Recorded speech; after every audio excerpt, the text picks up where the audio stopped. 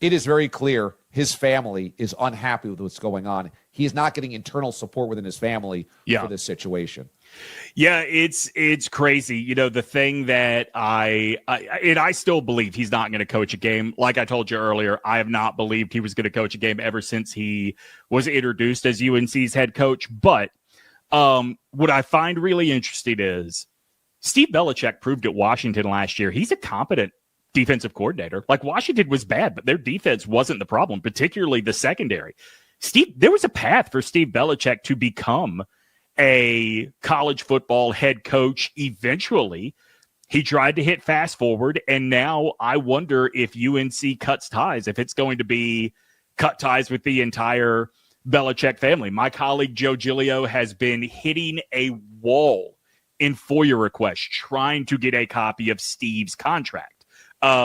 He asked Bubba Cunningham, who's the athletic director at UNC, if it is in Bill Belichick's contract that Steve is the coach in waiting. And Bubba said there is no language about that in Bill's contract. And it was only the next day that it dawned on Giglio, I should have asked about Steve's contract. Well, that gave UNC time to make sure they don't let that get out in a FOIA request. I don't see how this ends with Bill on the sideline for week one. I think is it the Friday night game or the Sunday night game when they play TCU? I just don't see how they let that happen. So you don't think he coaches a game at Chapel Hill? No. I mean, you know, it's interesting. Like I said, I thought this was a setup to where he was going to retire, and the only logical move for UNC would be to give Steve Belichick the job. He gets a very favorable schedule. With UNC, listen, this is NC State, not UNC, but to give you an idea of the college football environment in the Triangle, the Phillip Rivers team at NC State that won 10 games got a parade thrown for them, and they went to the Gator Bowl, right? Like, I mean, it's very different from Alabama, where I went to school. Like that, you know, the Gator Bowl, you get fired. It would be really hard not to get to 8 wins. And around here, 8 wins would be something that would make an athletic department say, we should invest in this guy. I thought that was the plan all along. Well, it does strike me that part of this is just to make Saturdays relevant. I mean, you kind of pointed this out, like, just get us to basketball season. I know when I worked in Kansas City, both Mizzou and Kansas as athletic programs were kind of like this.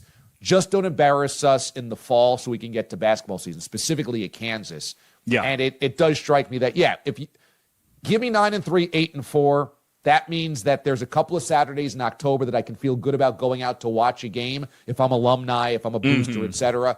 And then whenever Midnight Madness is for college hoops, I'm all in. So 8-4, 9-3 at UNC is a wild success probably, as long as it's not a punchline to get to 9-3. Right. I mean, and look, there are teams on that schedule that when I first saw it, like before they had a head coach, I first saw it last year, looked like, oh, well, there's a loss. Like, you know, UCF. I mean, UCF rehired Scott Frost. I don't believe in UCF, right? Like, it's going to be really hard to envision UNC not being multiple games above 500.